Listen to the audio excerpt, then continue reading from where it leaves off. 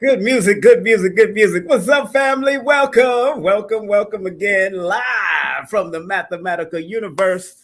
How y'all feeling, babies? With your brother King Simon, the numerovator himself. Remember, connect and book sessions via the link. That's right, the Linktree / King Simon, the numerovator. How y'all doing? Make sure y'all share, y'all like, y'all subscribe, y'all share with at least 5 people that understand what metaphysics is all about beyond the physical, but understanding the physics connected to the metaphysics. So I hope y'all are ready for a grand day, a grand show that we have today.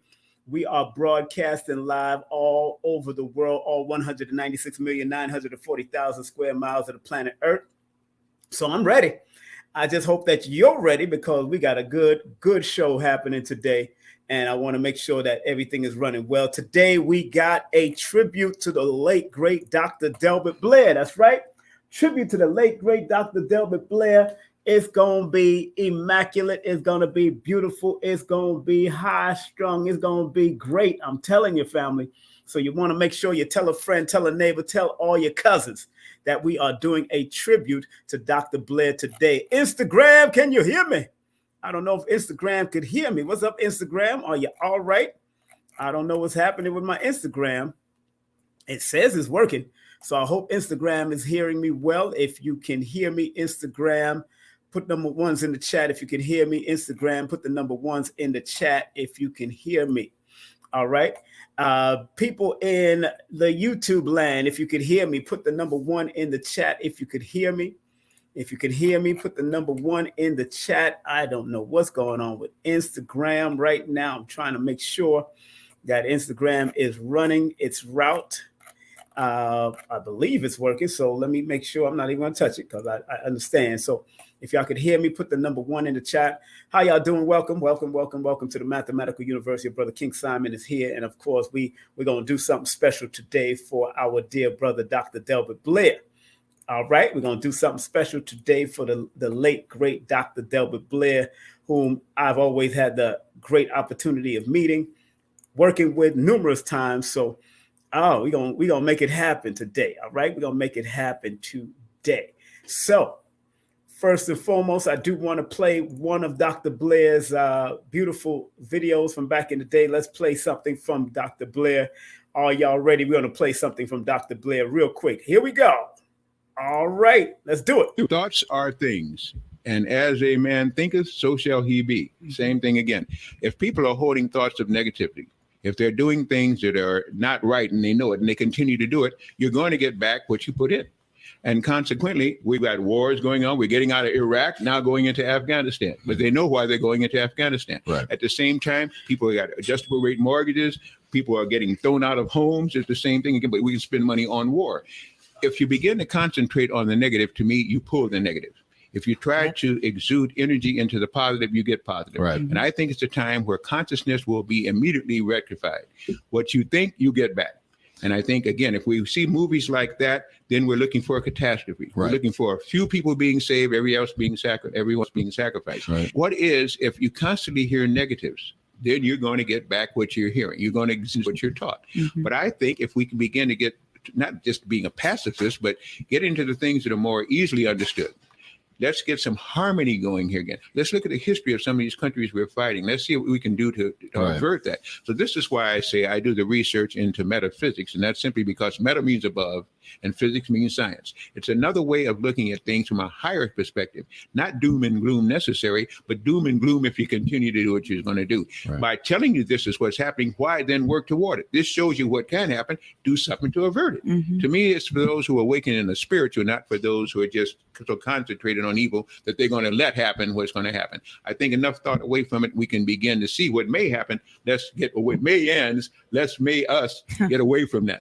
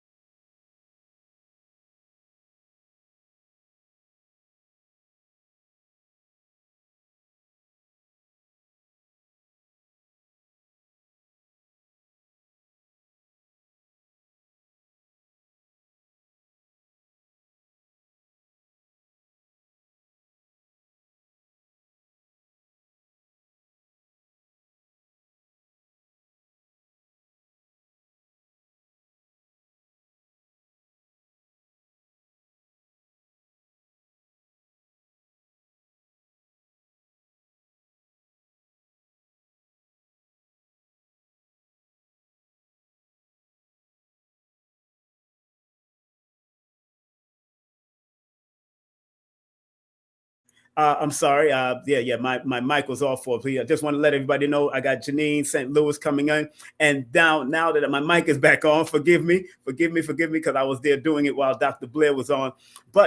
And on February the 18th, we have the one, the only Adara Moselle coming in. That's right. We got Adara Moselle coming in live and direct. So make sure you support that. And of course, Phil Valentine is doing something big all day. He's rebroadcasting this aristocracy of evil, the Redux. So he's rebroadcasting this. And so make sure you go to his website for that, uksnow.org. And don't forget, we're going to have the great L.A. Wade coming in. Author, superstar, going to be coming in. And she will be speaking about addiction and healing. That's the one that brought Dr. Delbert Blair, not Dr. Delbert Blair, Professor Smalls to Toronto recently. I heard it was a great event. Then I got Aline Bay coming in. Big up to Aline Bay. Yeah, Aline L. Bay will be coming in on February the 25th. That's going to be Off the Hook. Yes, right. Aline Bay, I got his new book too. Man, where's his new book at? I got his new book right here. Hold on. Oh, got his new book. It's a big book. Got his new book, and if you ain't get his new book, make sure you get his new book. It's got his new book, Bring Up to the Stargate, DNA, Human and Extraterrestrial Origin. That's right. It's the new book by Aline Bay and his wife, Khadidra. So big them up together. Oh, man. I love that they are working together, husband and wife, doing what they love to do. And of course, the person that I'm going to be bringing on in the next few minutes is now 5 minutes after the hour. We're going to bring him up at 8:11. Man, he worked with his wife too, but his wife won't be coming on, but it's all right. It's all good. And big up to this professor that's coming into Atlanta, Georgia. Woo!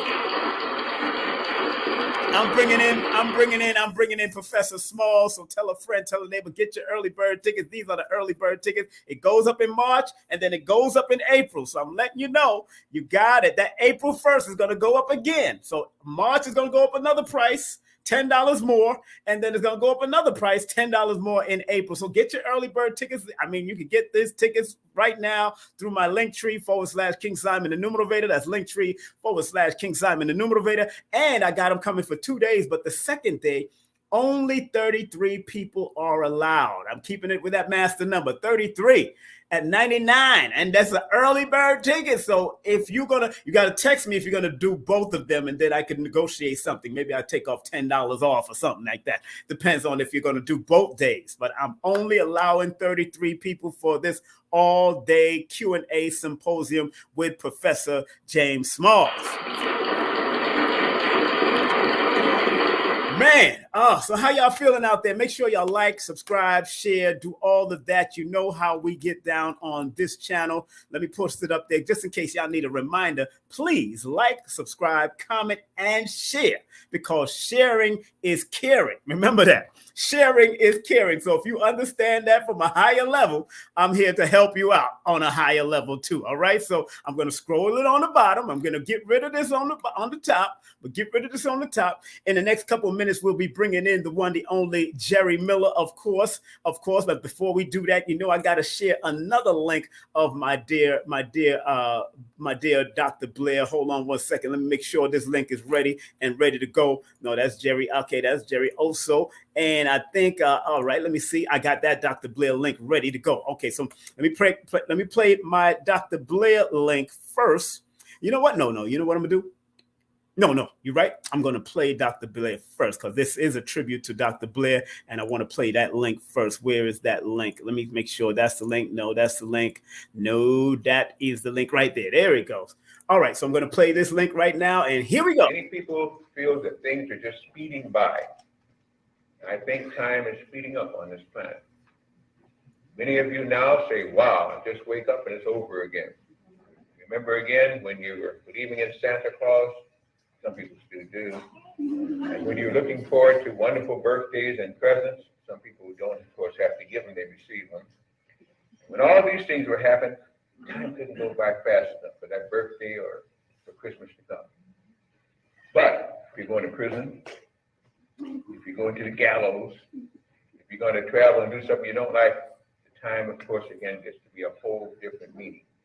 Most time is identified by how we think. And you can speed it up or slow it down almost at will if you can understand three things. You're not the body, you're not physical, you're pure mind energy. Encased in the body for a short period of time to understand what you can do with it. And whatever you carry from this experience or brought into this experience will pretty much bring to light what's going to happen while you're here in transition. The things that are going to go on here, not tonight, but in general on this planet, are not going to be too nice. You already can see that, I hope. But there are many times that within the maelstrom, there is pleasure that can be still gained, especially with love, with kindness, with proper eating, with proper understanding. You pretty much create your own reality daily by daily, and many people don't understand that. We have some creatures, people, consciousnesses who don't like happiness, that want to see things miserable, want to see things bad. So those who want things well, believe in a universal creator, believe that there is goodness and love, should express that at all times. And don't let anything else stop you from doing that, and especially in your own heart. Those who don't, they'll soon be taken care of anyway, because they're now writing themselves out of the pages of the booklet on this planet. You're going to see many deaths, some good, some bad, if death is ever good or bad. Prepare for that. But understand that what happens to others does not necessarily have to happen to you based on your consciousness, your understanding, your education, and more than that, your wisdom to do what you think and know you should do. Not talk about it, you got to do it. Now you got to walk the talk, not talk the walk.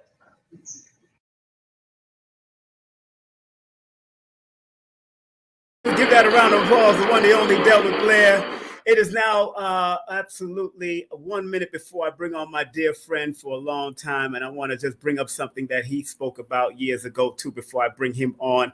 And this is when he did it at Nicholas, Brooklyn, back in the day. Let's see, this is back in the day at Nicholas, when this brother spoke at Nicholas, Brooklyn back in the day. I want to welcome on real quick, and let's see what he says. I'm saying to myself, they won't know it, but that's what you, and you know when you're talking to somebody, what's going on with them because of the level of consciousness or awareness. So what you do, you kind of politely say, well, you have a nice day, because we're not on the same level. And there are those whose level is that maybe the size of a baseball. That's a little bit more easier to deal with. They're the size of a football. Now you're talking, now you're going basketball. Okay, so as you begin to grow, and as you begin to become more aware, as you begin to elevate, as we call it, your level of consciousness will grow and grow and grow. That sister right here, that sister right here. Your eyes are. Hold on 1 second. Let me pause. That sister right there that you see in the camera, the sister that you see in the camera right there on the side, on the right. Would you believe that is Conjure Queen? Conjure Queen is right there. This is where I see, where you see this? This is Conjure Queen right here back in the day with us in the front row, learning from one of these great masters. So without any further ado, it is now time to bring on one of my brothers, and one of my brothers from another mama. You know what I'm saying? One of my brothers from another mother. And he's a good brother for many years. I've known him since the 1980s, mid-1980s, when I was a studying Muslim in the Ansar Allah community back in the day. He was one of the imams back in the day, one of the teachers. They used to call him Brother Ali or Abdul Ali or Ali, Elder Ali back in the day. But this brother is a fabulous teacher, excellent scholar as far as dealing with metaphysics and also going into history, religious history and all that. Without any further ado, let's welcome right here on the platform of King Simon Presents Only Quality People, the one, the only, Jerry Miller in the building. What's up, Jerry? Namaste, namaste. Namaste. If I can stay, I will namaste. That's what you do. That's what you do. That's it. How you Don't been, fight brother? the feeling. How you Man, been? all is well. All is well here in Sedona. That's where we at. That's right. You're in Sedona, Arizona. Beautiful spot. I climbed the Bell Rock Mountain when I was out there. Wow, beautiful spot, bro. Yeah, beautiful area. It is. It's very lovely and very, very peaceful, very energetic. A lot of things are going on out here that are bringing about a lot of changes. Things are happening, and the people here are experiencing the change, and they see it. It's like when you go back to when they say a shift, more like a shift, and a lot of people here are waking up.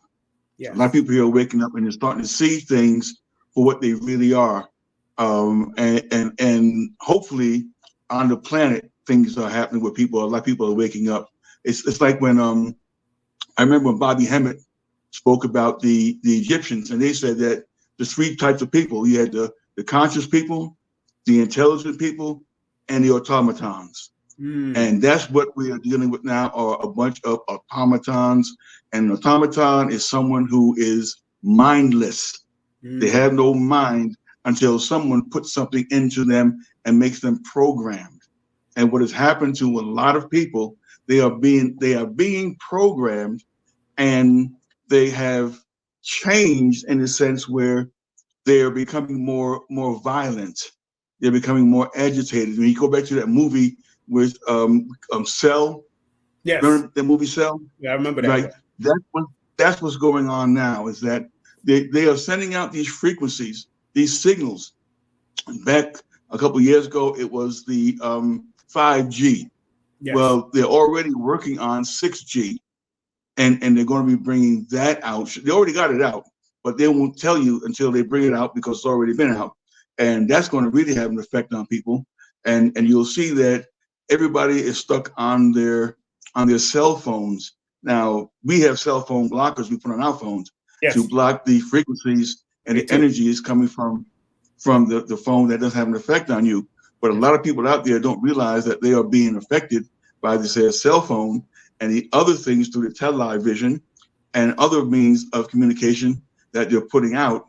And people are being programmed to become violent. When you go back to the beginning of COVID, you see how it started. When they showed you pictures of people fighting over toilet paper, that was the key. How would you go to start fight over toilet paper? I mean, you ain't fighting over no food, you ain't fighting over no money, you ain't fighting over no gold or silver, you fighting over shit paper. So what does that tell you how people's mindset is? The mindset has really, really shifted. That you feel that this stuff is so important that you got to have it more so than anything else. And that was just the beginning of it. And then as you go along, you see where people are fighting over all kinds of little stupid things, stupid stuff. Stupid stuff. And you'll see more of it going on. This is just the beginning, but you're gonna see more. There's gonna be more coming on around June and July. You're gonna see some real weird shit happening. Real weird. And let me say something, Brother Jerry. Thank you very much for starting it off just like that. Family, please do remember to support our Baba. He is not only an elder, metaphysics teacher, and Orgone energy teacher. You can contact Jerry and his wife via Instagram at JerryMiller940 and Sandra at Sandra Frazier 777. And do remember, they do have Cashapp and PayPal. If you want to spend that Cashapp love, that's $JOCS 1234, and then PayPal, and you could email them via that if you're not sending PayPal, you could also email them at the email that's on the board, and send it friends and family. And don't forget, they do have a Facebook also. He has a Facebook and she has a Facebook, but you can hit them up on the Facebook that's also planted right here on the front.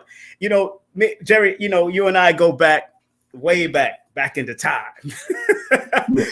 Yes. Old radio jocks.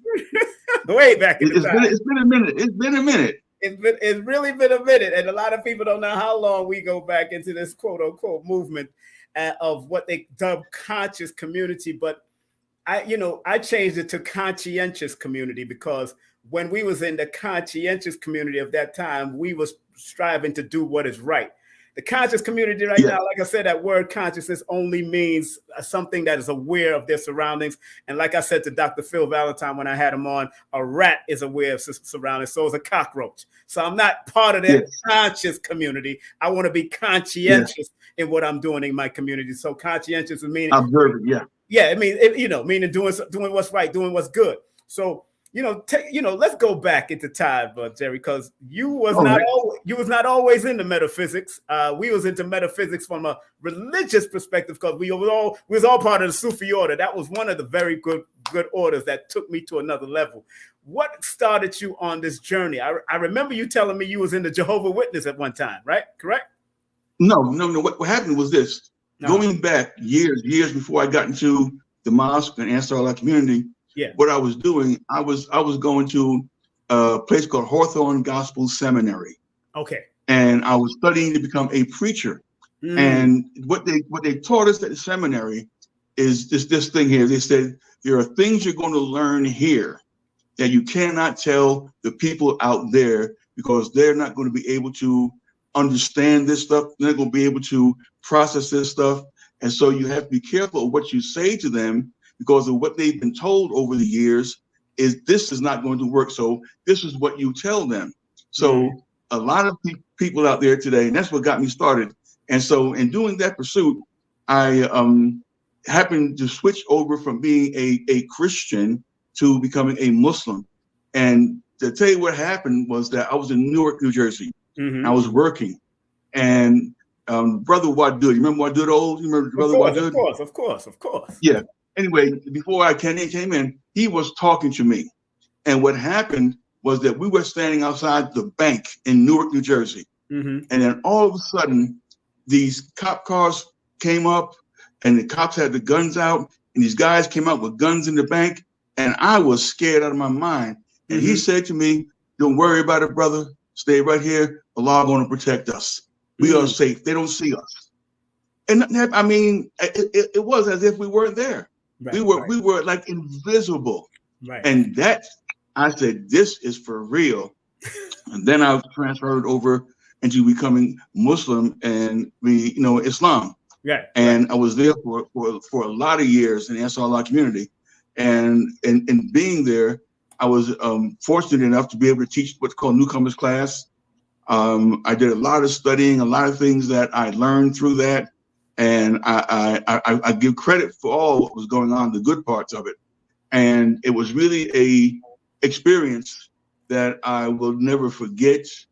And it's part of who I am now. But as you move in life, you begin to make another transition into another part of, you begin to grow because it's about growing. And so what I did was I left out of that and went into the metaphysical world. And going there, that opened me up to a whole nother thing on dealing with religion, dealing with the Bible, dealing with all of those different things that is being taught and people are being misinformed. And we can go into maybe a little bit of that later on, but that's how I got my start into the metaphysical thing. Right, and Jerry, hold on, Jerry, 1 second before you stop, because you just went through a whole lot of stuff and you ain't stopped yet. because I know your history is vast when it comes to this, but would you say that the person that was running that community at one time was trying to also introduce us to the metaphysics from another level? I would say, yeah, because of the fact that the Islam that we were being taught was not on the level of others that were being taught Islam, because he was taking us to a higher level of awareness, of conscientiousness, you want to call it that, where the way that we were taught to understand was different than for everybody else. That's why when the people saw us, they didn't see us as being, they said, well, who are you guys? Because we had knowledge of all of the doctrines. We had the Christian knowledge, we had the Sunni knowledge, we had the Sufi knowledge, we had the all the metaphysical stuff that was given to us. And that really began before things got twisted. I'll use that terminology. Before things got twisted, we were heading in a direction that if it had stayed where it was supposed to, we would have been out of here by now. Yes, yes, yes. We would have elevated to the next level, like all of the great, what you call them, civilizations, where they go to, like when you look at the Egyptians, right, and people in Peru and Machu Picchu, all these different places where they find all these monuments, these structures that were built, and there's nobody there that knows how they were built, who built them, and what happened to those people that did those things. There's no record of that. And the one thing about the pyramids, anything that's built, the one thing that you have to have is you have to have a blueprint. Yes. You just can't build a pyramid and say, I'm gonna build a pyramid. You have to have something somewhere where somebody has the idea and have to put it down for those to see just exactly how to do it, to make it happen. And there's none of that. There's none of those people that exist. Those people over there in Egypt are not the original Egyptians. They're not. That's right. And you don't give that a round of applause, because family, that's why I want y'all to follow Jerry and support Jerry in whatever he's doing, him and his wife, because they are excellent, and people that remember them in Georgia and in New York and doing certain things that they did to help the community move forward. Whether community we used to live in from back in the Ansar Allah, the tents of Kedar back in the day, a lot of us left before it turned into Nuwapian and all that kind of stuff. So I was gone before that, early, about 88. But, you know, what I do really respect about what Imam Isa did, or what they call Dr. York today, what I respect about what he did, he had us to want to think and always do our research, especially through language, and showing us that language was very important and tones was very important. And going back, you know, and that helped me a lot, especially when I went into the Sufi order, which I'm still a card carrier member, to tell you the truth. Still got the card. I still got a card from back in 85.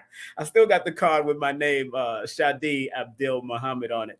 And you know, the Sufi order opened me up to more of the metaphysics side, more than just praying in Islam. But there was times when we was in prayer, making salat, doing one of those fajr, one of those Laylatul Qadri, where you could feel the place move without, like we was chanting and moving together with just the children chanting the Quran. And that is one of the most appealing things. That I have to ask you this question: what went wrong? What went wrong? No, that's a good question, and it's a hard question to answer, because from the outside looking in, right, it looked like it was really, really happening. But then again, that there's an old expression that says, "Absolute power corrupts absolutely." Yes, sir.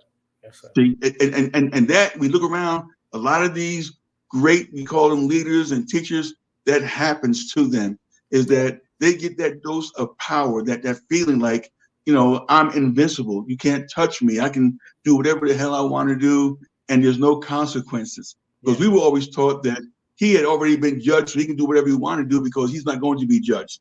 That was part of what we were taught at that time. So to see what happened to it, like I said, before it became the Nuwabian or Nuwapian, whatever name they have it now, when I left too long before that. I was not part of that organization. But the thing is that, as a matter of fact, to this day, I have about 25 or 30 books from that time. Me too. That we were taught from the information, because that's something that you can't get rid of, because the stuff that was in there can't be touched. Yes. It cannot be touched by anyone. And so I go back every now and then, and I look at those and I read them. And as a matter of fact, he gifted me one of the sacred tablets, one of those books. Yes. You know, right. He mailed one to me. I didn't even know it was coming. I have mailed one to me and my wife, and he inscribed in it. Wow. He wrote in it. But he appreciated me for doing what I did, and I mean a lot of good stuff in there. He said to me about it, and I felt that was sincere and honest, and I appreciated that. But the thing was to see where it went, for what it was, the building that we had there on Bushwick Avenue. Yes, I remember there was a time when what's his name from the reporter? What's his name? Oh shucks! From did an interview with him. Oh, you mean the reporter that came to report about the community back in the day? Yeah, the guy, he had a TV show. Well, Gil Noble. Yeah, Gil Noble. Gil Noble came there. Came down there. And Jimmy Breslin from the Post, New York Times came there. Yep. A lot of people came there because they couldn't believe what we were doing in there in Brooklyn. And the chief of police, I remember he and I had a conversation many times. And he said that because of what we were doing there, he got promoted to being captain because it was a very low crime area. There wasn't no crime, nothing going on. So they all looked good. And so they came to us and they would tell us these things. And it was a lot of good that was being done. But when things started to mess up, that's when you had to say something's not right here. So it's time to go.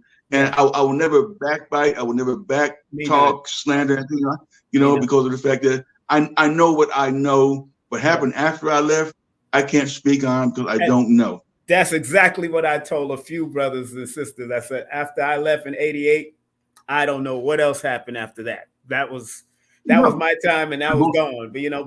But it did bring tears to my eyes. A lot of things because the brother was flamboyant. He was very charismatic. He knew he had his research team. He had his thing to go out there and get the information, put it in his pamphlets, and make us believe. Made us believe. You know what I'm saying? He made us believe. And to this day, I had a dream about Yadalahi. And I don't know if you remember how close I was with Yadalahi back in the day. They thought me and him was brothers at one time, and I remember, and I was telling people that Yadalahi came back, and Doc, his father came back and gave him those tiger shoes, those tiger leopard shoes, and he let me wear the leopard shoes around the community. And he was because Yadalahi was such a giving and loving person. So he was innocent. Yes, he was so innocent. We was just young in those days, and he gave me the shoes, and he just went. And although the shoes were smaller than my feet, I fit my feet in there because I would put my feet in the mom's shoes. I'm like, and I remember that, and I recall when Imam seen me walking with him around the community. He said, "Are those shoes that I gave you? Man, go get my shoes. I gave them to you."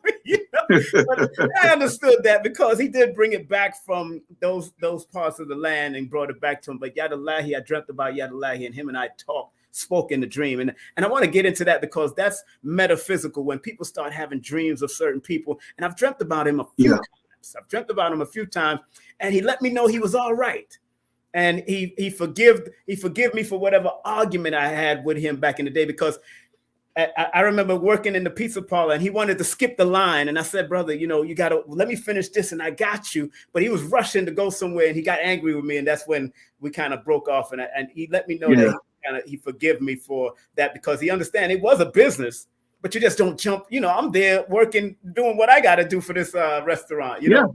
But and sometimes the children didn't understand that. The children around there, I'm their father's child. When they started getting their head a little big, especially after they came back from Egypt and all that kind of stuff. Yeah, it got a little, but I'm still staying connected, and he was still a good brother to me. I still went to a funeral. I still talk to Yaqub. I still talk to Ish when I get to talk to him. Father Law, when I see him, I'll talk to them. So those are the guys that are the older echelons. Even guess who called me from Germany? Who? Fatima. From Fatima? For his twin, twin called me from Germany, and it was so. And she said she had a dream about me promoting and producing, and I said, yeah, that's what I do. And her and I was close when she had her hair salon. But with Dr. Blair, get into Dr. Blair and his teachings, because metaphysics is something that you have gotten into over the years and have become so very astute at it. He said, there was a quote that Dr. Blair used to say, and I put it on here for a reason. I put it on this flyer for a reason, and it's right there. It says, there is no truth until you decide what truth is. Now, from your perspective and your respect, what do you feel does that mean from your perspective, Brother Terry? The thing, when you say the word truth, okay, what is truth? Yeah. Again, your perception is your truth. Until you change the perception, then you change the truth. Because but the one thing that I was always taught with the truth, right? The truth stands on its own. The truth is based on facts and figures.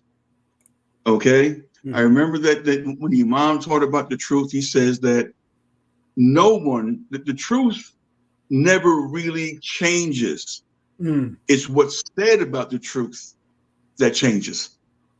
That people think when you say, for instance, many years ago, what was taught, Columbus discovered America. Right. That was the truth as far as, and some people went and lived and died believing that, not knowing that wasn't the truth, but that was a truth according to how it was presented, how it was given. But then again, we have to look at all truth. When it was said in the Bible, you shall know the truth, and the truth will set you free. That means now that everything is open for you. You follow? The information that's out there now that wasn't out there before is available. You can prove things that were once fallacies. You can show things that were once fallacies. Now, you can have 99% truth and 1% falsehood, and you still don't have the truth. You don't have the truth. The truth has to be complete. It's like a story, like someone told me years ago, where truth was coming to this town for these people. And as truth was coming to the town, truth was all dusty and looking all kind of rough. So truth took off his clothes and went into the stream and tried to clean himself up before he went into town. But right behind truth was lie. And lie saw truth's clothes and put them on and went into the town. And people looked up and said, oh, look, here comes the truth. Here comes the truth. And people gathered around this person, and he's there, and people saying, this is the truth, this is the truth. And in the crowd was this old lady. And this old lady walked up to him and said, she said, I know the truth. She said, now you look like the truth. And you sound like the truth. But I know you're not the truth because I'm looking down the road and I see coming the naked truth. Okay, that's what you want. There are things that are like in belief systems, right? In all religions have one thing in common. I don't care which one it is, and it's all based upon a belief. It's based on what you choose to believe, not what you know. That's right. What you believe. That's why when you have over 30,000 and more different Christian denominations, 30,000 plus. You have countless denominations in Islam, in Judaism, in Buddhism, everything, because all of these belief systems that they have in common just believing. That's all it is.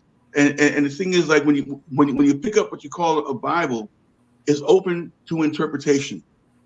Every writing that you have, I don't care whether it's the Quran, whether it's the Bhagavad Gita, whether it's the Bible, those books are all left open to interpretation, depending upon how the reader sees what they see in it, and they take out of it what suits them and forms their belief system. That's how they all do. And they all cherry pick. Everybody cherry picks from their belief system. Everybody does it, especially now because the thing with the good thing going on now over there in the Middle East, as they call it, with Israel and Hamas, those type of things. There are now these people saying that this is a sign of the end and Jesus is coming back again, and you better repent because he's coming soon. I hear this every day. I see people pumping through my, and when I question them on it, they get offended because I'm asking them things they can't deal with. Because what I ask them is this one question: what is the end game of the return of Jesus? What's the end game? The final thing. They don't know. Because if they would read their Bible, it tells you that upon the return of Jesus, what he's going to do, according to what the Bible says, he's going to come back to earth and set up his kingdom on earth forever. You ain't going to be in heaven anywhere as they think they are. and it's going to be there for 1,000 years. It's going to be ruled by the 12 tribes of Israel. And after the 1,000 years, the devil who was locked up is going to be loosened, and then they're going to have the battle of what they call Armageddon. That's coming. Okay, but the average Christian has no knowledge of that. They think that everybody dies and goes to heaven, and that's it. But your Bible tells you that you're not going to be all going to heaven. Some of you, or if not all of you, are going to come back to earth and be with Jesus. But that's the end game. And once Jesus comes back to earth, that's going to be forever. So don't think you're going to go to heaven, but they don't teach that because that's only found in the book of Revelation. And they don't go into Revelation. Right. They don't know that. They don't talk about the 144,000. They don't talk about the 7 angels, the 7 woes, the 7 spirits of God, the 4 horsemen. They don't talk about none of these things and the one thing they like talking about is the mark of the beast. Right. And they have no knowledge of that because when you read it, it says that he calls us all, both rich and poor, free and bond, to receive a mark in the right hand and the forehead, and you won't be able to buy or sell. Now, the thing is this, is that going to be for the entire world that everybody's going to get the mark? All 8 billion people are going to receive the mark? Or is it something different? And when you do studying on it, when it says the mark of the beast, and it says here's wisdom, let him who has understanding count the number of the beast because it's the number of a man. The number is 666. Now, there are some writers and other Bibles say the number is 616. Then there are other writers and other Bibles that says the number is 6. They're emphasizing, no, it's 6. It's 6. It's 6. It's not 666. It's 6 individual, not that whole number. It's not talking about that. So it also says that the beast who is a man and those who also have to worship the image of the beast of this man that's supposedly coming. You know, all these things are part of what's in the Bible that you don't teach because that would cause too much controversy. I had one person almost cuss me out when I said that there's nowhere in the Bible where it says that heaven has pearly gates. And they were so upset with me. And they sent me a verse, Revelation 21:21. And I said, you evidently didn't read that because it says that is the new Jerusalem coming down out of heaven. It's a giant cube. It's square, giant cube. And on all 4 sides, there are 3 gates of pearl. That's the only place where you find gates of pearl in the Bible. There's nowhere else. Nowhere else does it teach about heaven having pearly gates. If someone says that shit, I know that they don't know. They're making it up. They're making that shit up, and they have no idea what they're talking about. You go back to the beginning where it says in the beginning, God, that word there is God's, Elohim, more than one, created the heaven and the earth. Everyone says, we created the heavens and the earth. It doesn't say that. It says the heaven and the earth. And all along then, God is God to that. Every one of those words is saying God's. When it gets down to verse 27, and it says, and God said, no. It really should read, and the gods said, let us make man in our image, after our likeness. Right. Who's that speaking? Who they talking to? But they say, well, that's the Trinity. That's God, Jesus, and Holy Spirit. Okay, fine. So if that's the case, in whose image? Because if God is a spirit, and the Holy Spirit is a spirit, and the person you call Jesus, whose name wasn't Jesus at the time, what did he look like? And in whose image was it? Was it an image of a Caucasian? Was it an image of an Asian person? Was it an image of a man of color? Who was this image and what this person looked like for this period of time when its creation took place? They don't know. They are totally blind as to what's being taught, and they're only being taught just enough for them to follow these men, because the first thing Jesus said to them, let no man deceive you, because many is going to come in my name, call themselves Christ, and they're going to show you great signs and wonders, do all kinds of stuff to fool you, to deceive you. And a lot of them are being, like, you look at what's going on with T.D. Jakes, that's just the beginning. That's the beginning. There's going to be others that's going to fall just like him. Hold on one second, Jerry. Family, We got Brother Jerry Miller, the elder, of course, Orgone energy teacher, metaphysics teacher, and you can contact them via IG at Jerry Miller, him and his wife at Jerry Miller 940 or at Sandra Frazier 777. And do remember, they do have Cashapp love. You can spread to them right now. Cashapp, spread love, ba-ba-da, spread love. That's $JCOCS123 and PayPal, or email him. But the PayPal email is JAES123 at yahoo.com. Make sure you send via friends and family, and you make sure you follow them on Facebook also at Jerry Miller 940 or Sandra Fraser on that. Now, Jerry, a lot is going on in this day and time. A lot of people are now seeing what we call the identified flying objects. Honorable Elijah Muhammad talked about the back in the day. Billy Carson is talking about it. Y'all have talked about the we back in the day, and I want to make sure we, and Doc and Imam used to talk about the flying saucers and different and all that type of stuff back in the day when he started exhibiting that type of stuff. What do you and your wife feel about it? Because y'all usually say we, and what does we represent when your wife and you speak about this we that y'all channel sometimes? What we is, who we is really is a entity that comes through us and tells us things and gives us information on a higher level. And over the years that they have shown us and taught us things, and when it comes down to the so-called identified flying objects or unidentified flying, whatever name you want to give it now, they change it up, is that these are beings that come from other realms, rather than I say God, other realms of existence, because there are vortexes that open that they come through. Okay, now there are those who, let's go with this part of it. There are those who say they don't exist. There's no such thing as these things. Blah blah blah blah blah. Okay, fine. I say okay, that's great. Now, before, let's go back. Let's say 200 years. Right. There were people that were reporting things up in the sky, flying around, and it wasn't a bird, and it wasn't a plane, and it wasn't Superman. No, it wasn't. Okay. So what were those things? Because throughout the annals of history, before you had airplanes, anything that was known to fly was birds and insects.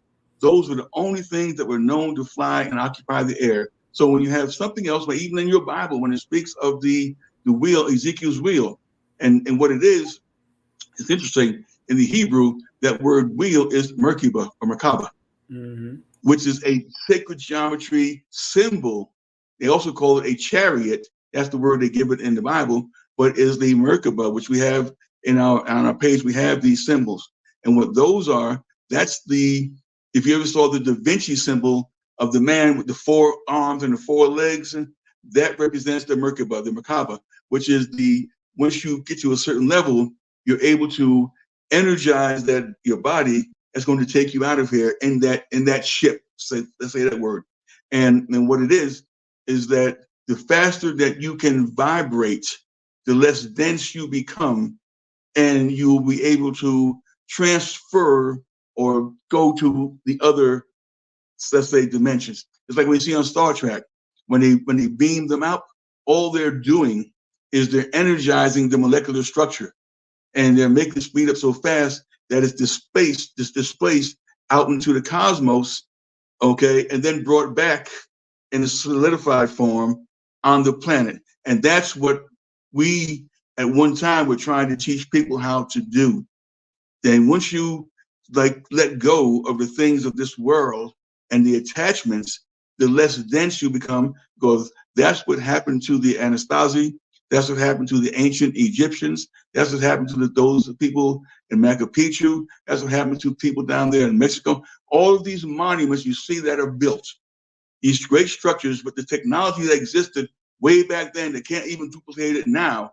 These people were on a higher level of intellect, metaphysically, and they were able to let's say, beam themselves out of here because they found it no longer necessary to be here because they came and accomplished what they had to accomplish and they left. And this goes right into what we call about the Orgonite energy. What that does is the same thing. When you're dealing with Orgone energy, you're dealing with a universal energy.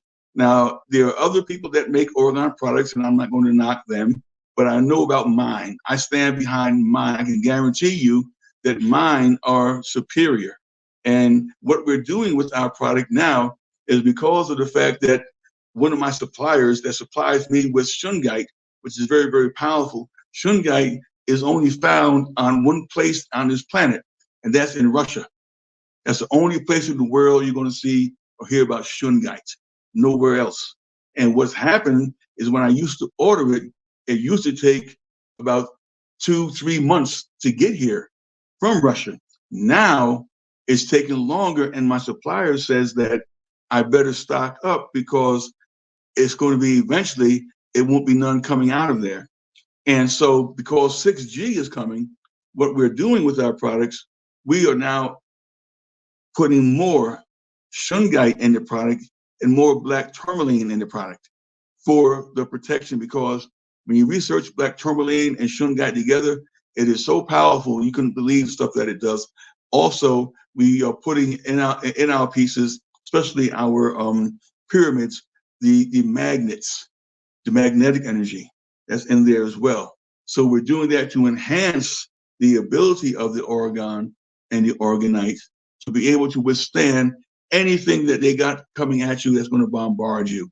Because I have the Orgonite, I have them in my car, I have them all around the house. When I was living in Georgia, what I did was that I put one under the meter outside, the light meter outside, and had it out there. And what happened is that the power company came and they said something's wrong. What's wrong? He said that the meter isn't acting right. Something's wrong. It's not giving us the signal. And what happened is that they couldn't figure out what was wrong. They came on, they tested it. What they didn't know is what I did was under the ground, underneath of the meter, I buried a pyramid. And burying the pyramid, it had an effect upon the meter where it was one of those smart meters that they had. And what it did was that it blocked the energy of the meter to send back to the company. And they couldn't figure it out. They kept coming around with, they had their instruments out, they're testing this and they're testing that. They couldn't figure it out. And they said, what's wrong? I said, I don't know. I wasn't going to tell them. But that's how it worked there back at that time at the house. So what we do is that Sandra and I, we're working on creating a different type of Orgone energies now, because we can foresee what's going to be coming. And I tell people this, you better get it while the getting is good, because the day will come, must come and shall come. We're going to say, we can't give you anymore because we can't get the shungite. And don't be fooled with the shungite, because what they do is that they sell people coal and tell people that it's shungite. So what I do is that I showed a video where I took the shungite and on a flashlight, and I took out the back of the flashlight and put the shungite on the back of where the battery pack was, and it lit up. So that told me that I got the real deal. But there are those people out there who will sell you shit and tell you that it's shungite and it's not. So you have to be mindful of who you're dealing with. And the time period that we're living in is a time period where people have to begin to start to raise their energy level to the point where they can separate. And that's why it says in the Bible, it says, like, separate yourself from the people of this planet. Don't partake of this stuff that they're doing. And one of the big things that they have are the distractions. Distraction is the key. If you go back in time, if you just go back when we were talking about unidentified flying objects, go back a couple of months ago, what happened? For about maybe a week or two, they were saying that there were these objects that were flying up in the sky. They didn't know what they were. One of them was supposedly a Chinese spy balloon, which they shot down. But these other things that were flying around up there that they supposedly shot down, that was it. You never heard nothing else about them after that. They never had another word saying what they were, where they took them, or whatever had happened to them.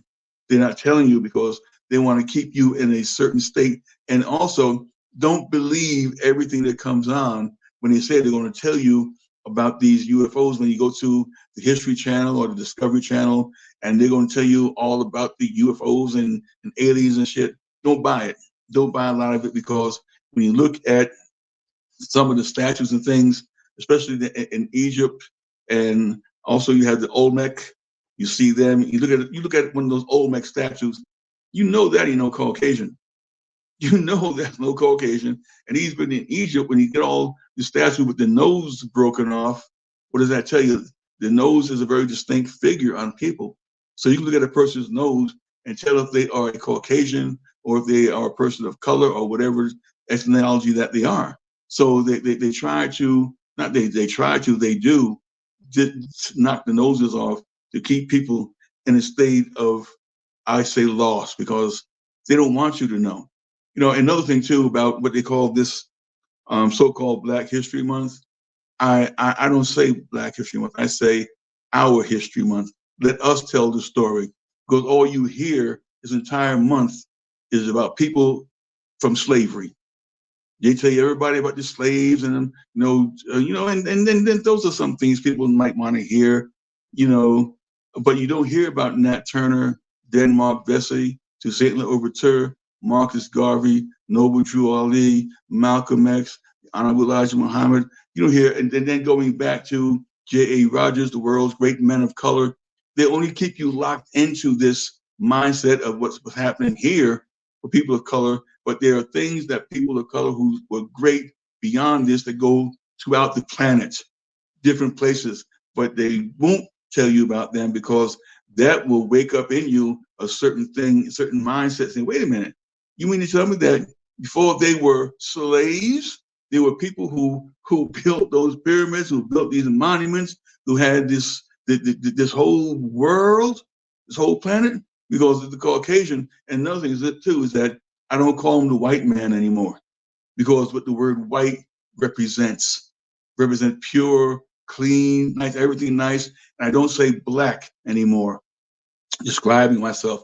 I'm not a black man. I'm really a brown-skinned man. But as far as ethnology, I'm a universal galactic being. So whenever I fill out paperwork, when it says like your race, and when it says other, I check other. And then I write in universal galactic being. And that blows their mind. They say, what the heck is that? That's what I am. I'm not a black man. I'm not black because everything black, it denotes something negative. That's the whole purpose of it. To say that you're this. And the thing is how I choose to identify myself, not how you choose to identify me. You can't identify me. You can't tell me what I am. I'll tell you who and what I am, not what you want me to be. And that's part of the technology that's used this day and time. But like I said, going back to these preachers and these false teachers, you're going to see quite a few of them this year are going to have a very, very rough time, because all this stuff's going to be exposed.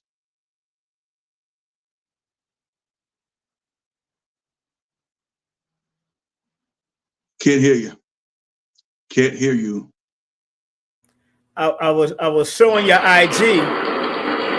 Oh, okay. I was showing the IG in the background and all the stuff that you make and all that kind of stuff. People want to know, how can people contact you to buy the stuff? Can they go to the IG page, Jerry Miller 941, or you got a number that people can call, or what you got? No, they can go to the IG page and screenshot whatever that interests them, and right. I'll get back with them and give them the details on whatever it is, however it is, and they can ask any question that they want about anything that they want.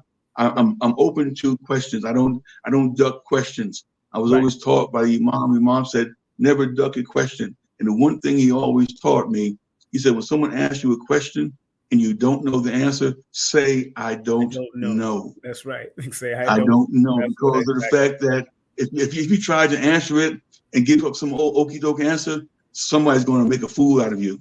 So it's always best to say, well, I don't know, and leave it at that. I'm not going to try to answer any questions that I don't know, and that's what I do. Exactly. And that's the school I come from. If I don't, I'm willing to go study and research like we was taught to go research and dig and keep on That's digging. right. Ask other people who may know, and then go and cross-reference that. Go cross-reference that. You know how we do. That's why I'm still, But before we finish, I want to make sure that if you have any questions in the chat, family, more than welcome to put any questions in the chat that I can share with Brother Jerry. No, this is not a call-in show. This is not y'all coming up on the videos. He hasn't done this in a long. He has never done this with me. We usually do it over the phone with him. He done this on IG. Yeah, he did it on IG a couple of years with together. But this time, this is the first time he came on YouTube face to face, right on the camera, first time. So give that a round of applause. So I'm honored. Yes. And, Jerry, one of the questions I would like to ask is if there is reincarnation, are we going to reincarnate into dogs, cat, or human, consistently human energy? Well, the thing is this, when you say reincarnate, right, that means to come back. Now, you're at the point now where if you're high enough, you can choose not to come back. You don't have to come back. And for those people who want to say they come back as dogs, cats, rats, and everything else, that I don't take part in. I'm not coming back here as no cat. I ain't coming back as nobody's pet or anybody's chicken where you can cut me up and eat me. I'm not coming back as that. The thing is that it tells you, even in the Bible, it talks about reincarnation. Right. It tells you that people come back. Depending upon what level of intellect you are at the time that you transition will determine if you come back. Now, because we're here now, it says that we have come back many times in different lifetimes as different beings, as male, female, Caucasian, Nubian, whatever you want to be. We all, because that's how we can identify with other people, because that's all part of who we are as far as a spiritual being. The only thing is that the body is a vehicle that's used by the essence of who we are. When we say spirit, you go back and look at the word spirit. All the word spirit means is breath, wind, air. That's what it means. It has nothing to do with anything that they want you to think it is. Okay, a lot of things that I do is that I do a lot of research, and especially with words. And what I find that, especially going back to the Bible for a quick second, right. When one guy I was talking to and I was saying things to him, he got so mad at me. He said to me, "You're going to go to hell." And I said to him, "Okay, fine." I said, "But which one?" "What do you mean, which one?" I said, "Well, because in your Bible, there are 4 different places called hell, and each one is different. So which one am I going to?" He didn't believe. No, it's not. I said, "Look up the word Sheol in the Hebrew. Then go to the New Testament, look up the word Hades, look up the word Pataru, and look up the word Gehenna. What you will see is that each one of those words in English says hell, and each one is a different place. It's not the thing that you think it is. Same as when you see the word world in the New Testament and the Old Testament. It's not talking about the planet. You got to think about this. When Noah was building the ark, right? And his job was to tell the world the flood was coming, right? Let's look at it from a realistic point of view. Let's say you're in Georgia. I'm here in Arizona. We're going back to Noah's time. How in the hell did you tell me here in Arizona that you were building the ark and it was going to rain and God was going to kill everybody? How would I know that? From your point, like from Noah's standpoint, who went all the way around the world to tell everybody, if they knew anything about the world, that this was going to happen? Nobody. They did. It's not sensible. Same as when you say the end of the world. That word "world," when you look it up, it's talking about the end of the age, or it's talking about a land, or it's talking about a province. It doesn't mean what people are told. It's going to be the end of the world. No, because tell me one disciple that knew about Australia, that knew about Japan, that knew about China. Which one of them knew about these places? Because they didn't. And the thing too that I asked this question, what really pissed them off, I said that during the time that the children of Israel was in captivity to Egypt for 430 years, where was God? Okay, and the question was, how did God reveal himself to the people of the world that wasn't the Israelites? How did he reveal himself to the people in China? He couldn't say my name is Yahweh because they don't speak Hebrew. You couldn't tell the people in Australia that I'm Yahweh. You can't tell the people in India that I'm Yah. How did you, God, reveal yourself to the rest of the people of the world during these times? There's nothing written there. So one person said that 95% of your Bible is only talking about the Israelites, nobody else. I don't see the word China in there. I don't see the word Japan in there. I don't see the word South America. I don't see the word, Haiti.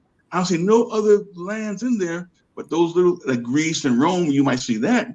But anywhere else in the world, what does it talk about? Nothing. It's only talking about this particular group of people during their time period over a couple of thousand years.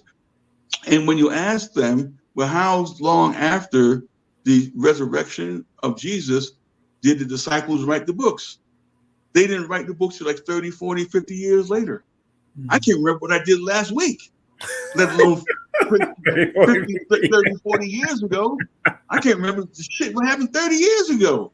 But they're writing stuff that happened. And then during their time period, the writings of Paul were written before the Gospels. But the way that is set up is that when you see Matthew, Mark, Luke, and John, after they've seen all the books, you're thinking that's the order they came in. That's not the order. The order was Paul's stuff came first. And for those 30 years or 40 years before Matthew, Mark, Luke, and John wrote anything, it was Paul writing. Paul had all this shit. And it says Paul was sent to the Gentiles. The Bible says that the reason why Paul went to the Gentiles is that when he started preaching to the Jews, and they didn't want to hear the shit he was saying, he said, well, because you all don't want to hear me, lo, we turn to the Gentiles. In other words, it was his decision to go to the Gentiles with information. And when the Gentiles got it to say, well, if we're going to do this here stuff, that means we've got to become Jews, because everything that was taught was under the Jewish thing. So they changed everything around to suit them as what they so-called Christians, which Jesus was never a Christian. If you follow Jesus, then how can you be a Christian when he was a Jew? No. Hold on, family, like I said, this brother here is a phenomenal brother. And, what's so interesting is, somebody asked a question, how do you keep the items you purchase charged up? I guess charged up. How do you charge up your items, the Orgone energy? You don't. Orgone is a constant energy. Orgone is a constant energy. It never needs charging. What some people like to do is put it out in the sun. That's fine, but that's not necessary. It's an intelligent energy, because what it can do, it can be programmed for whatever your need or whatever you think it might be for. That's what can happen with it. So it never needs any charging because it stays charged. When the time that we make it and create it, that thing is charged forever. And the type of way that we use it is we go back to the person, Wilhelm Reich. Wilhelm Reich was the one that brought this into existence. And what we do is we mimic what he did with the Orgone before others got into it and started putting crystals and things in it, which is fine. But we stick with the old-fashioned way, the way that Wilhelm Reich did it, in creating our product. I got a book of his that someone gifted me a long time ago, and explains how he made it. And that's what I do. That's what we do here. We mimic that. Now, family, make sure you can contact them via the IG. Of course, the IG is on here. Okay, great. Thank you. Yes, Miss Z. That's right. You got that. You got that answer. Also, go to their IG. You can contact both of them. Answer their IG. Believe me, when I contact them, I sometimes don't even contact them by phone. You go to their IG. I'll text them via IG, and all I see is seen. They've seen it. I say, okay, good. They've seen it. Somebody just asked me about Delbert Blair's books. If you want to purchase any of Delbert Blair's publications, he was a griot, so they transliterated or they transcribed his words into 4 books online right now. So if you want to do that, that is the website you can go to, the metacenter2.com, or the metacenterchicago.com. Also, they have an event later on which is like an hour behind. They got an event going on that's going to be doing a tribute to Dr. Blair on his website also. So make sure you go to that. Big up to Brother Tony, who I'm going to have to get in. So I see he's coming out and talking more. So that was his right-hand man over there at the Chicago Meta Center. So I'm going to call him and see if I can get an interview with him in the next couple of weeks and talk to him, because I've purchased books. I purchased books wholesale from him. And of course, Dr. Blair used to give me a whole lot of stuff because I was the last to bring him into New York before he transitioned. So that was, and I guess I've been having a lot of that, with different people, So, Dr. Africa, I was the last to bring him into town before he transitioned. So it gets crazy with me. So, try not to come in town by me carrying you in, because you might be the last. You might be the last time you come in seeing me. You know what I'm saying? Well, what's funny is that before Dr. Blair transitioned, he had contacted me about putting Orgone energy from me. He wanted to get it from me to put on into his thing, but that didn't happen because he transitioned before that. But there's a picture of him with the Orgone pyramid on his desk that I gifted him. That's right. That he really, really liked. So he wanted me to do, because he really, really was into Orgone energy. Dr. Blair knew about Orgone. He knew what it can do, and so he was contacting me about making it for him. But we never got that far until his transition. Well, Baba, you gave me this years ago. That's been a while. I have it right near my computer, right here behind my computers, right around my computer, and I got the jade. I got the jade, the jade Buddha on my up here too. So jade is up there. Okay. You know what? When you ask about the angel numbers, yes. Okay, like you're talking about the 111, the 222, the 333. Exactly. Okay, I contacted my person today. I can get the numbers, right? But as far as the description, I can't get that. They don't have that. But they have. I can make anything in the pyramid. I can put whatever numbers you want on there. Well, I can do that. We're gonna talk about that, because if I do the business with you, then I will just have the inscription like in it as a package, so they'll know what it means from both angles. So I got that all in my head. That's like bop bop bop bop bop.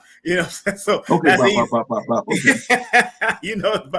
Any questions in the chat before we let our brother go? Kafunya's in the building. Kafunya, y'all need to bring him to Nicholas. He hasn't bring the Nicholas in years. I haven't, and he was in the old Nicholas. That matter of fact, hold on one second. Let me just show some of the old Nicholas before we get off of here. Before I have you with the last closing words, Brother Jerry. Let me just say what you got to say on when you was at Nicholas. Hold on one second. I want to make sure people know that Brother Jerry been with us for a long time, family. Here's one of the lectures that he did with us at Nicholas back in the day. Let me open it up wider right now. This is one of the, so listen very carefully. That was at Brickbullet. No, this is at National Black Theater, right? This is at National Black Theater. This is what we did with Dr. Blair. Yeah. Right. Hold on. Enemy, and they will fight to stay attached to this machine. It's kind of low. This type of system. There are those who today will turn in their mother for a few dollars.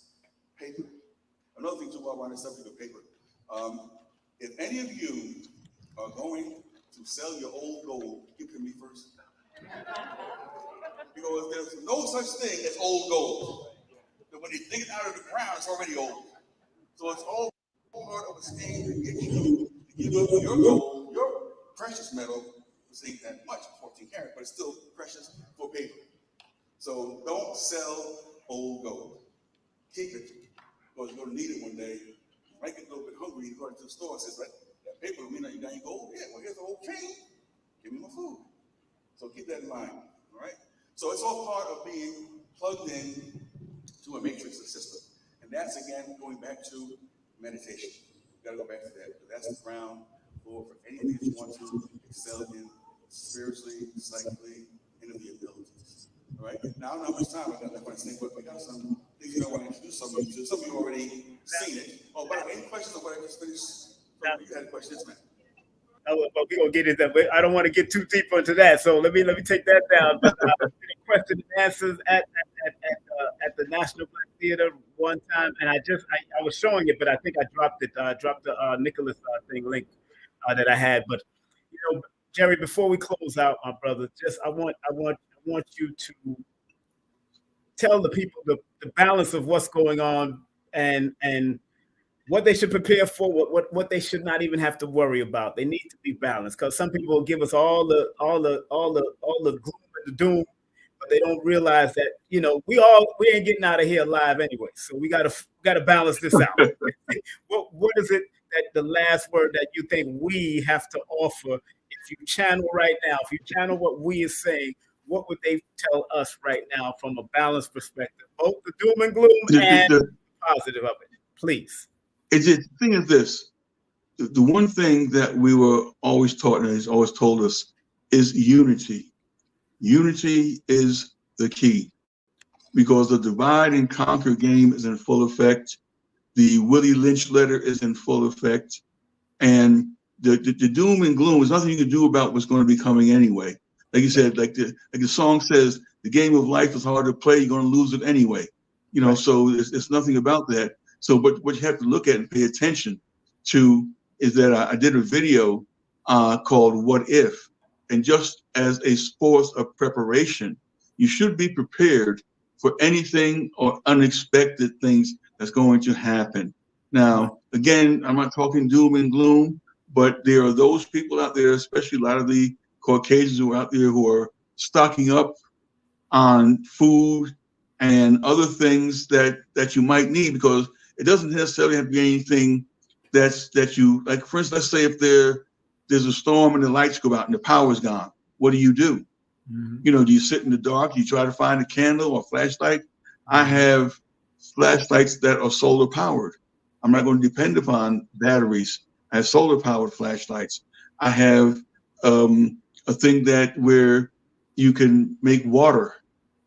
You follow, where you can make your own water. You don't have to depend upon water. I have one of those little portable gas stoves where if the power goes out and there's no gas or anything, you can still do things. So think ahead. You know, another thing too, that I keep my car gas tank full. Anytime that I get down below or by a quarter of a tank, I'm filling back up again. I'm not going to wait for it to go to half a tank or 3/4 of a tank down. As soon as it gets up to that quarter of a tank thing, I'm putting that back in. Also, if you live in a house and you have electricity, and if you have to get out of there, let's say the power's out and your garage door is run by electricity, learn how to open that door without electricity.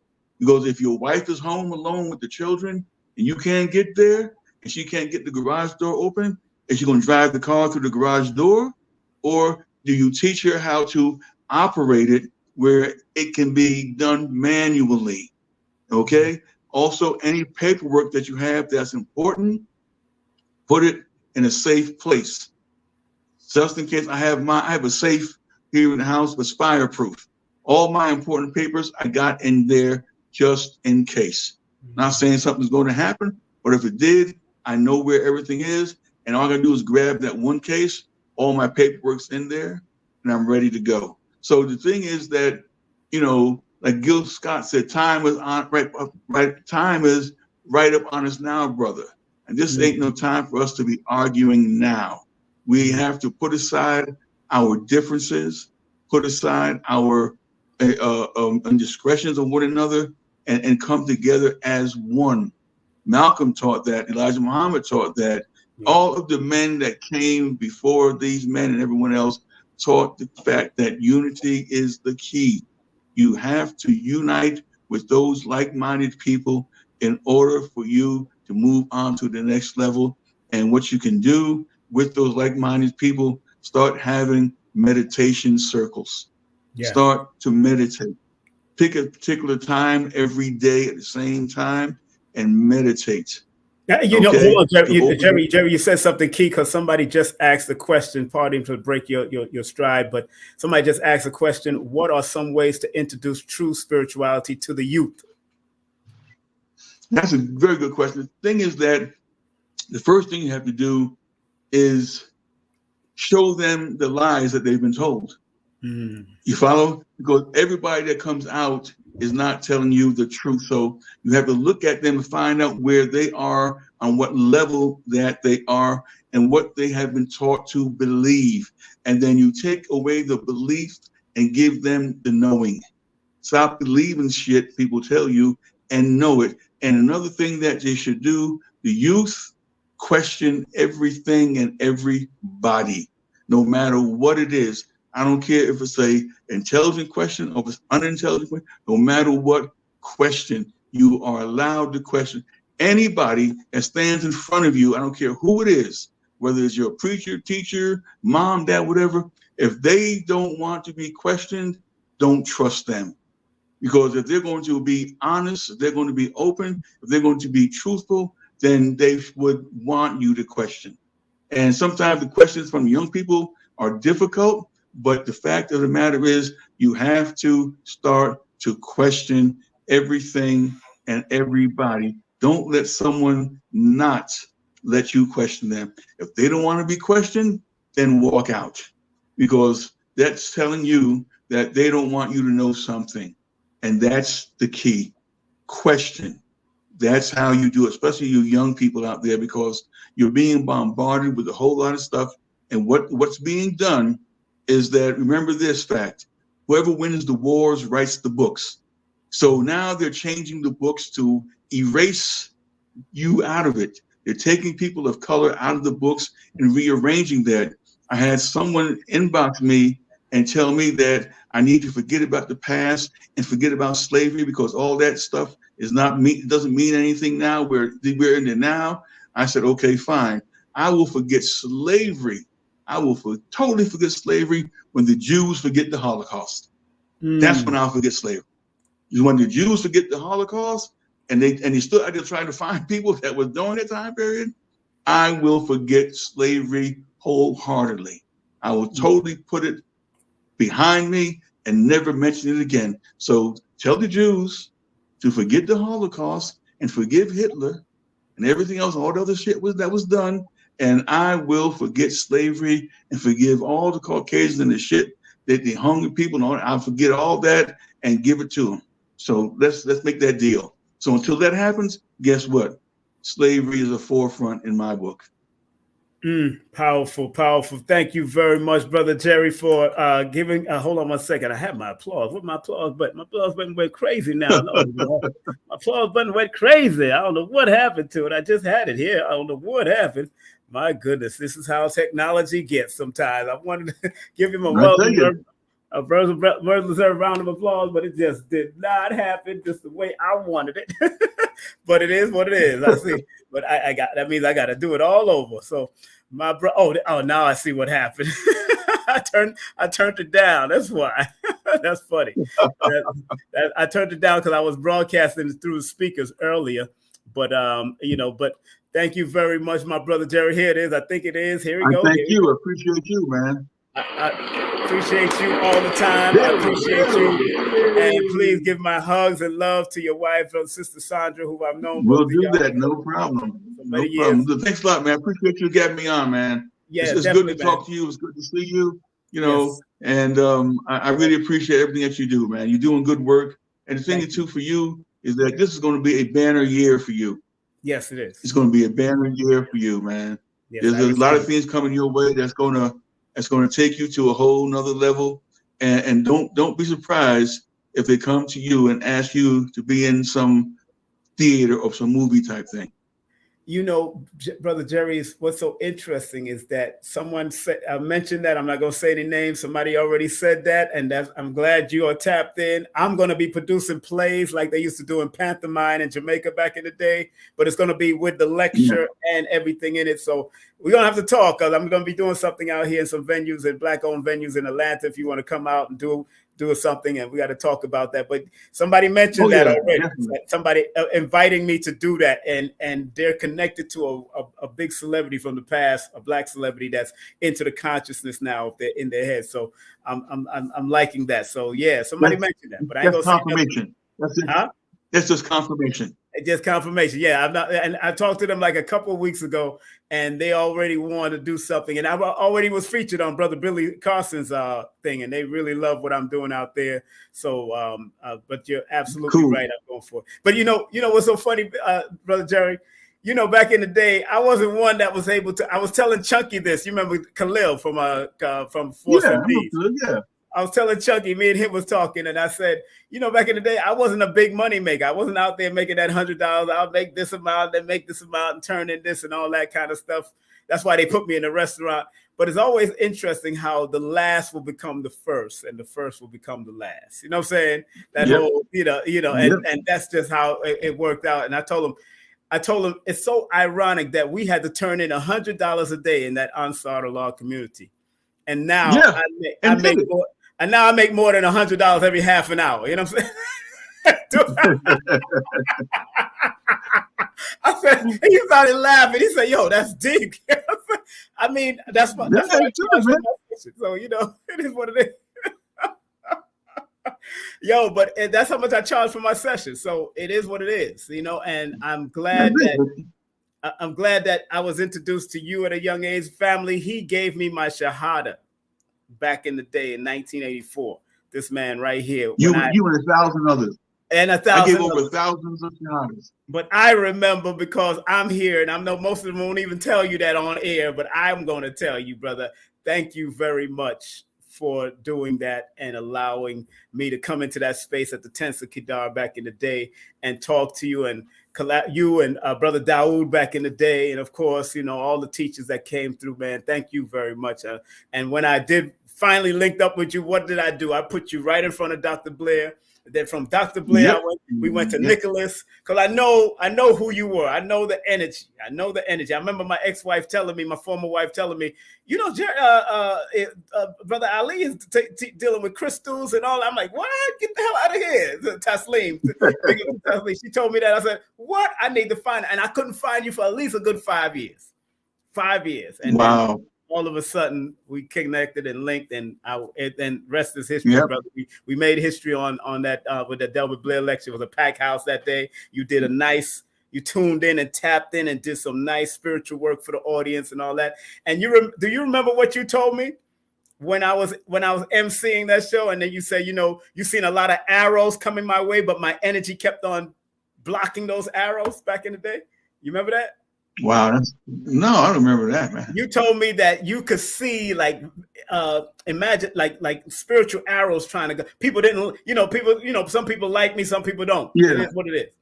They was throwing spiritual arrows at me, but my energy, you told me the energy kept on blocking all those arrows that kept on trying to come as I was emceeing, about to bring on Delbert Blair, because you was watching from the side, but you kept on seeing these arrows coming towards me. You know, hate. You know, people hated me. You know. It is what it is. People and he's still out there hating. Oh yeah. They hate me for my smile. People hate that I smile a lot. I'm like, really? And I got my teeth. I got all my teeth, and you hate me for my smile? Really? That's what we do. Jerry, I love you, man, and there's nothing you can do about it, brother. I appreciate you, man, and take care, man. All right. I appreciate you as well, man. I bless you, man. You're a good man. You too, man. Thank you, man. Thank you. All right. All right. We'll talk again. All right. We'll talk. I'll talk to you after later. All right. Peace. All right. That's our brother Jerry Miller once again. Woo, man. No better person to have to salute Dr. Blair, but I'm going to throw on one more lecture with Dr. Blair. I'm going to find it right now before we close out, because this has been an official tribute with one of the great metaphysics teachers that I've known for years, and I'm honored to have known him for many years, and he definitely helped me along the way, you know, and I want to make sure that we get to touch on some Dr. Blair real quick before I go. And you know, because Dr. Blair really meant a lot to us. He would have been 91 years today. He would have been 91 years old today. And Dr. Blair always says there is no truth until you decide what truth is. That is the truth. There is no truth until you decide what truth is. Do you know the truth? Do you know where you're going? Have you decided what type of truth it is that you are looking for at the end of the day? What it is that you want out of your life from a metaphysical perspective and to a higher level perspective, what do you want out of your life, my brothers and sisters? Because Dr. Blair has taught us so much. And before we close out, I want to make sure that we support Dr. Blair in whatever he's doing and however he's doing it, and making sure that we got it. Here's Dr. Blair real quick. I'm going to close out with Dr. Blair. I'm going to share one of you, the younger Dr. Blair back in the day. Check this out.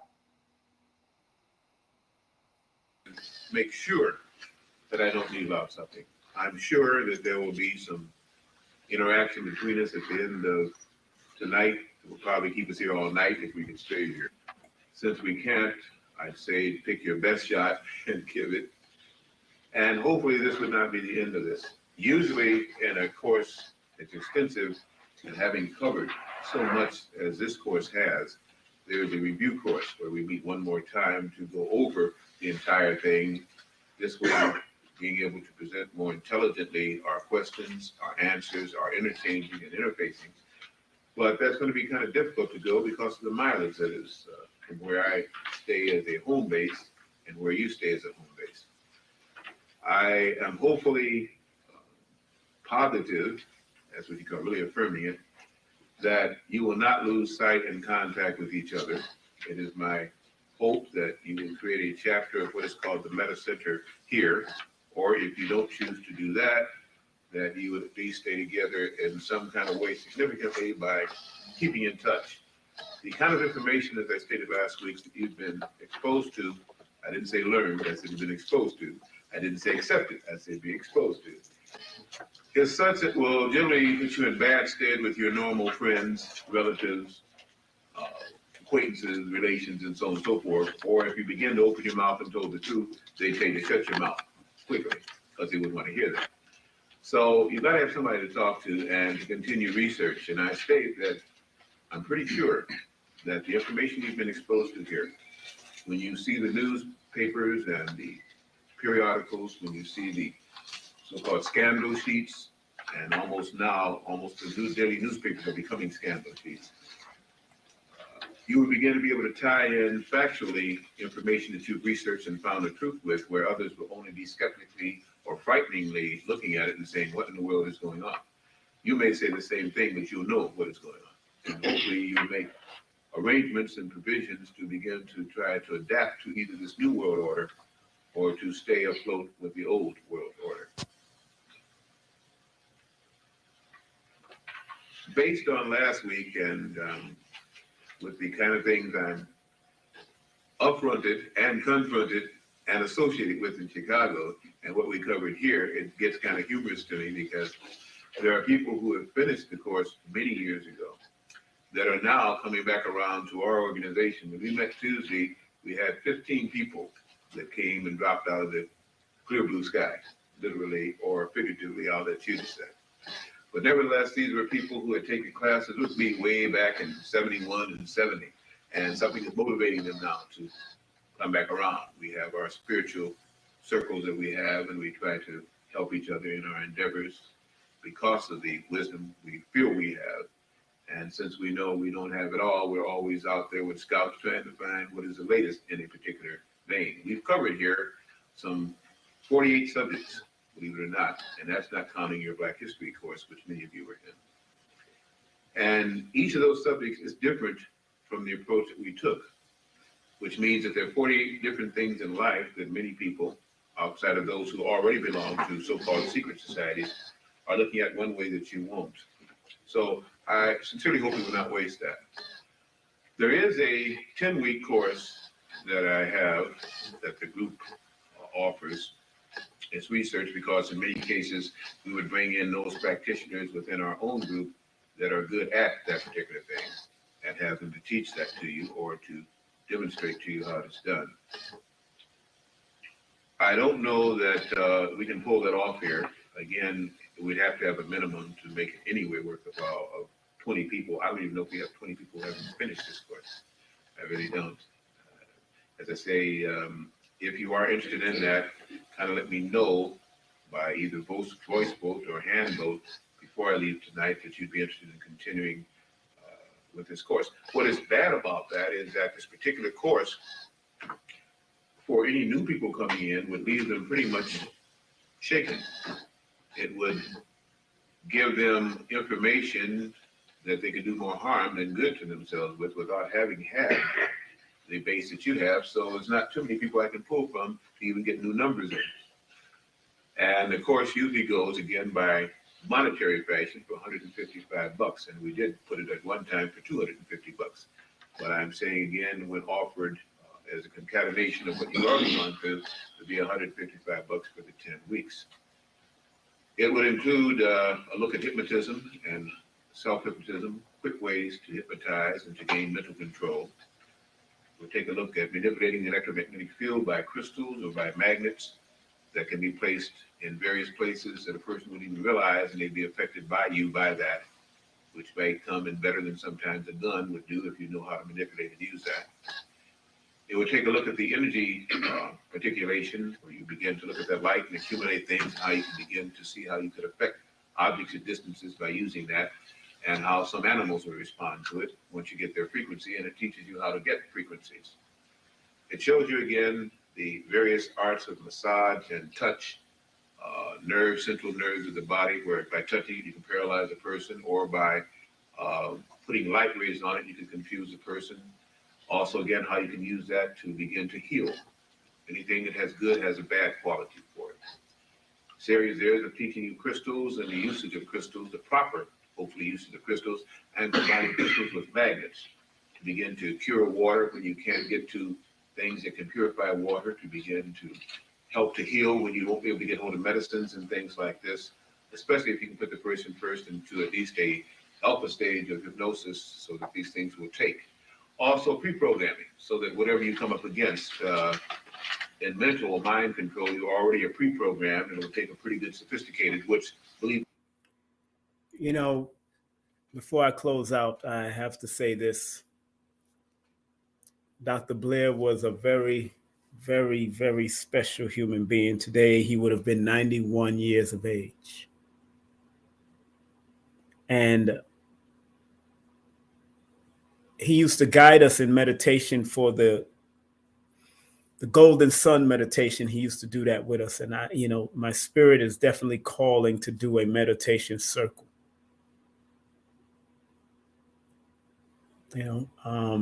As I was listening to him and he's talking about hypnotism and all that, hypnosis is what got me or allowed me or helped me to get even down here to Georgia when I was all confused about my move. It was either North Carolina, Georgia, Florida. And then I did some hypnotherapy with Kendall Cobb, who has been doing hypnosis for 26 years. You can go to hypnosiswithkendall.com. That's hypnosiswithkendall.com. Dr. Blair was an advocate of hypnotherapy. Without a doubt, he loved to deal with the mind. He also dealt with magnets. Dr. Blair also dealt with magnets. He was a component for magnet therapy also. So I'm going to meditate on it, about doing a online and offline meditation circle like Dr. Blair used to do.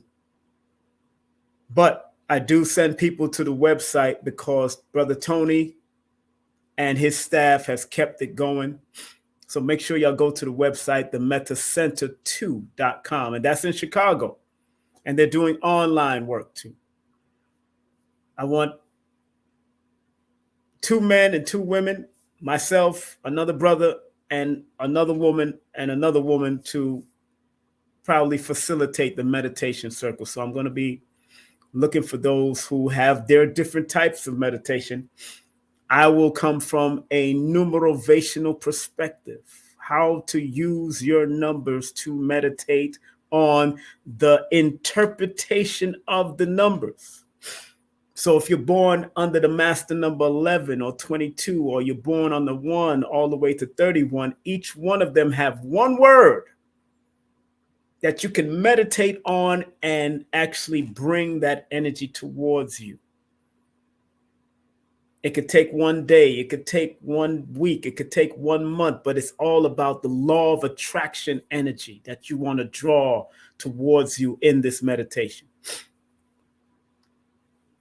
So I think that would be a good ideal to do. I think that would be a very good ideal to do, is to do the meditation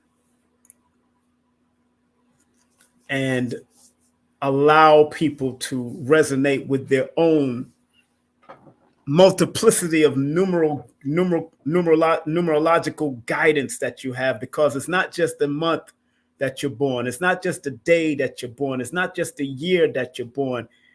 It's also in the names.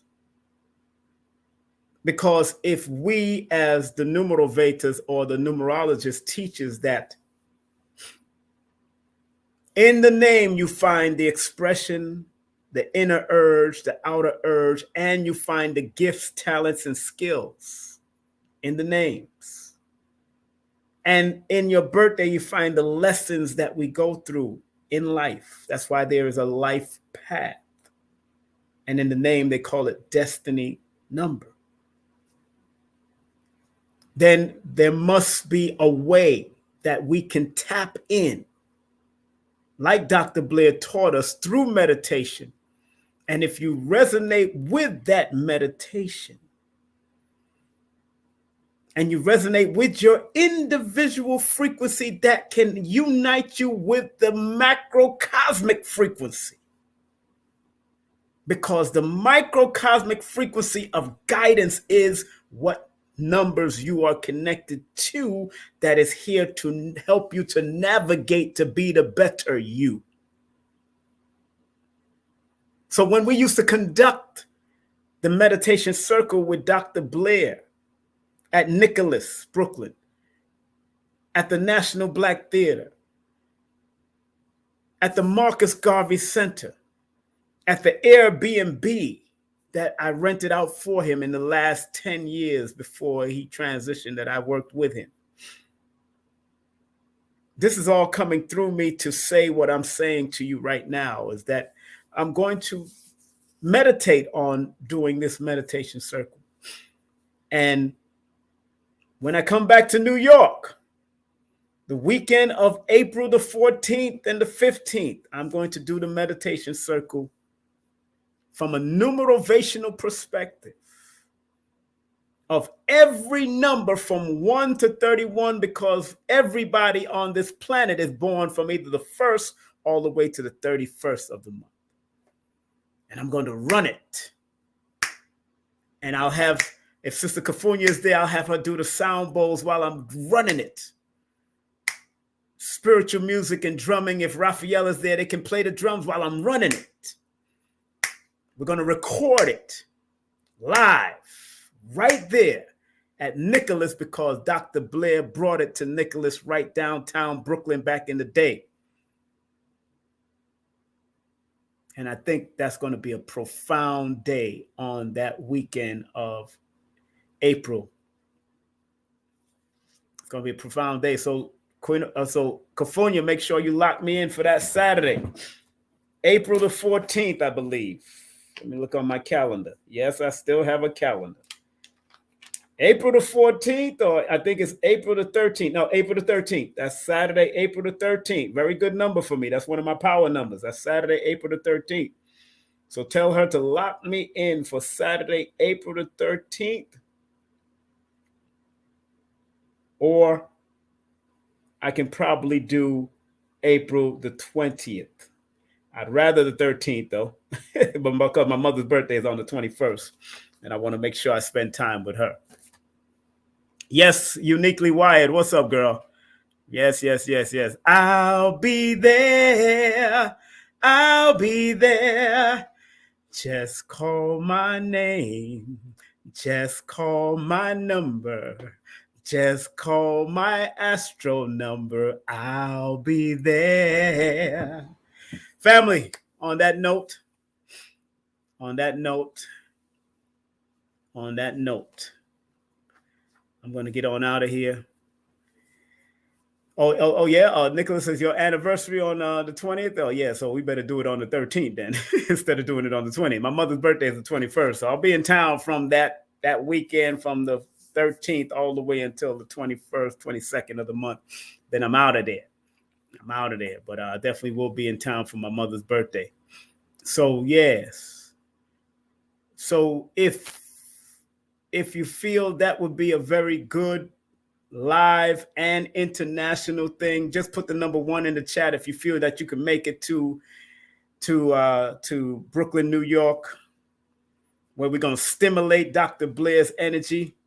We're going to stimulate Dr. Blair's energy. We're going to stimulate Dr. Blair's energy. We're going to stimulate Dr. Blair's energy because Dr. Blair was that person. And I want to say happy cosmic birthday to him. And please support his legacy workshop, his legacy website right there on the screen. Please support it.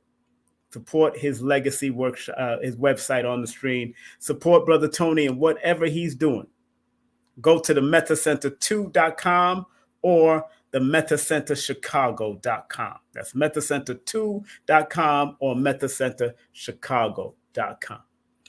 My family, it's been a wonderful, wonderful, wonderful day. I want to thank again Brother Jerry Miller. Make sure you support Jerry Miller at his IG page at Jerry Miller 940, and his wife is at Sandra Frazier 777.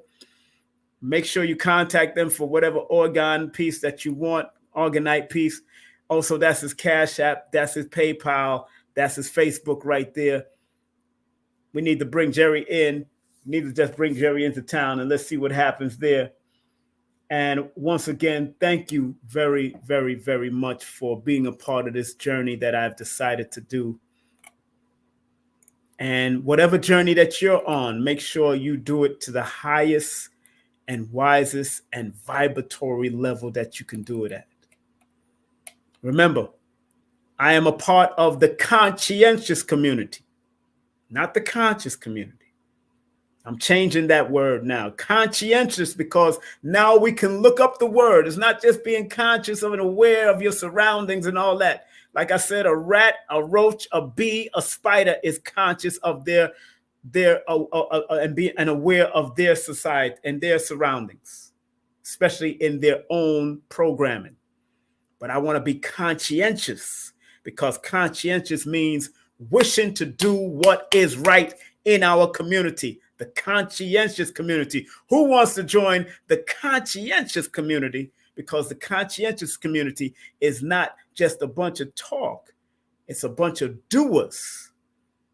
Because like Les Brown used to say, wannabes don't make any honeys.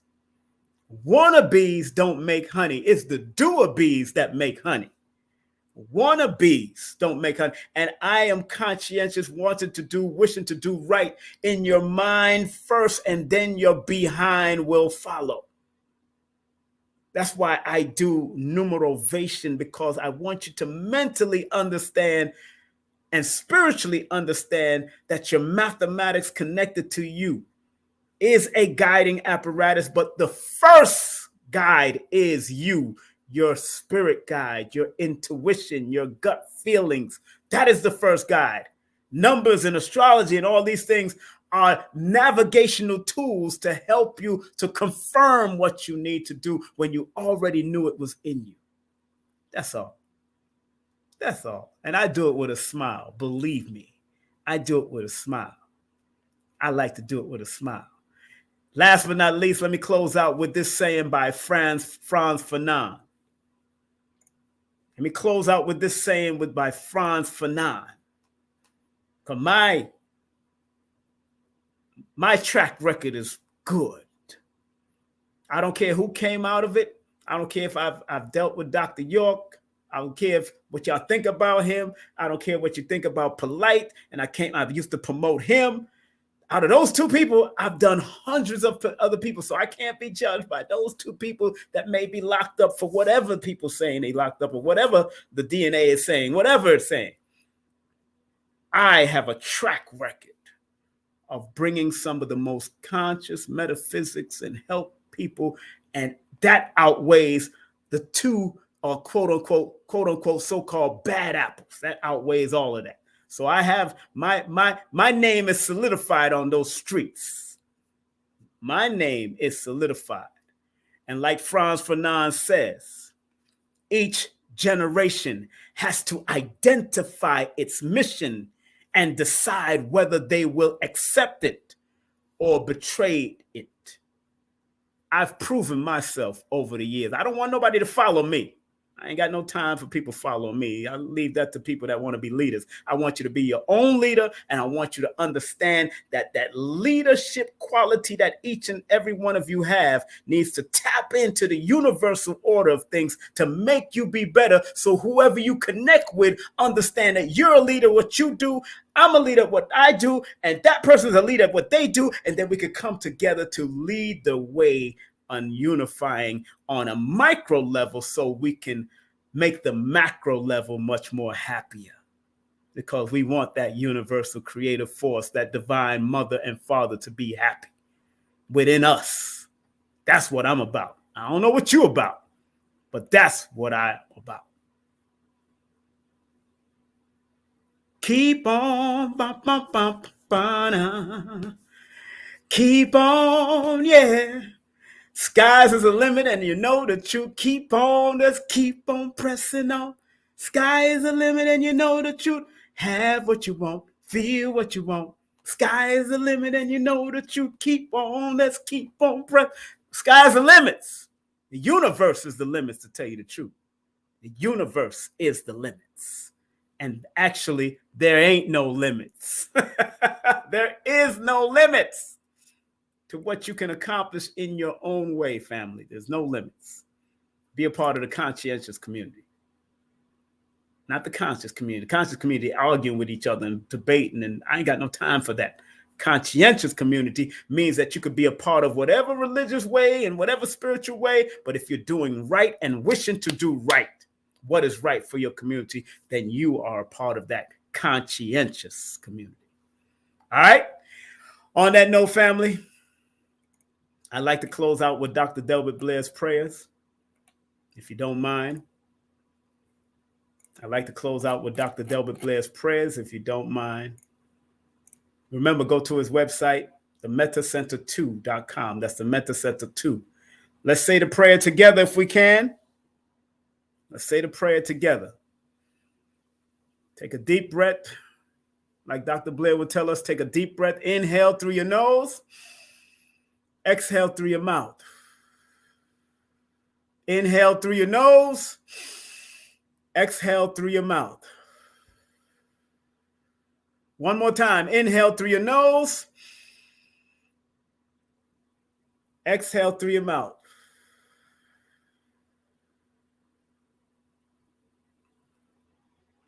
Please, universal creator, know in my heart that I love you. Please protect me and this planet on which I live now. Please open my mind, my spirit, and my soul to receive only truth in your love now.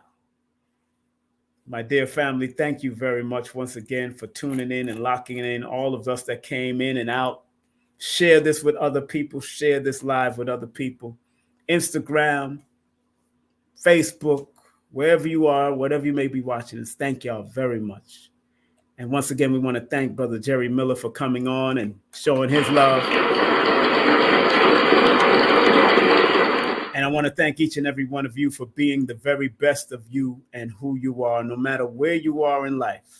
Always remember, no matter what you're going through, no matter where you are in life, every day that you wake back up in this realm, because life is but a dream. Every day that you wake up back in this realm, because life is but a dream.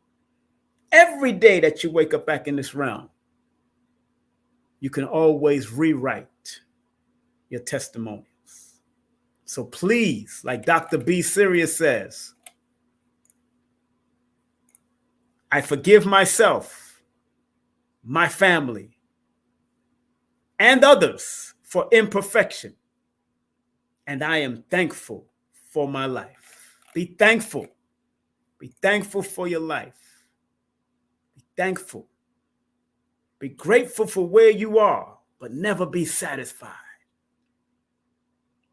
Brother Bob Proctor, Dr. Bob Proctor said that.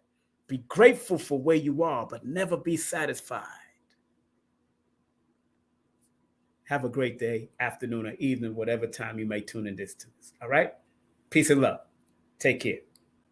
Content disclaimer. The views, comments, and opinions expressed by guest speakers or authors on this YouTube channel do not necessarily reflect or represent the views and opinions held by this channel's broadcasters and its sponsors. Parental guidance is advised. Copyright disclaimer under Section 107 of Copyright Act of 1976. Allowance is made for fair use for purposes such as criticism, comments, news reporting, teachers, scholarship, education, and research. For fair use is a use permitted by copyright statute that might otherwise be infringed. Hey, this is King Simon, the International Numerovator. Remember, get all my books on Amazon or go to Linktr.ee/King Simon the Numerovator. And remember, don't forget to book my sessions at 347-496-1022. Book now. Eye to eye, heart to heart, each one teach one us. This is Professor Imhotep, the Island Monk, here at Warrior Kido Jiu-Jitsu, Way of the Warrior Spirit. So we're here to go over the rules and try to make that as swift as possible for you guys. So the rules essentially are very few. Number one is to follow us on TikTok at the Island Monk, or if you have Instagram, you can follow us at Warrior Temple Island University, or if you really love us and want to show us support, you can follow us at both. You're going to find the Kata Shodachi, and you're either going to duet us on TikTok or collab with us on Instagram and win 10 tickets for every additional video you do beyond. So as we say with all the warriors, eye to eye, heart to heart, each one teach one, us.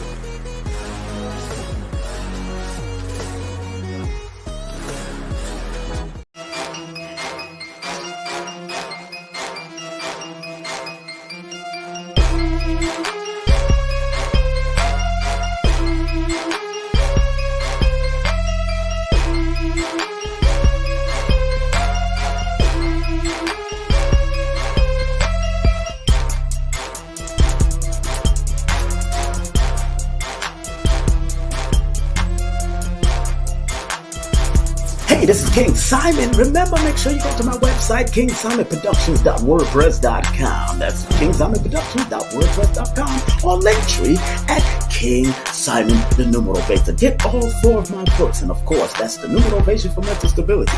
Numbers are simple, people are complicated. Numbers are simple, children's health is important, and no promotion is bad promotion. Just spell my name right. Make sure you get them now on all my links. That's kingsimonproductions.wordpress.com. Go now.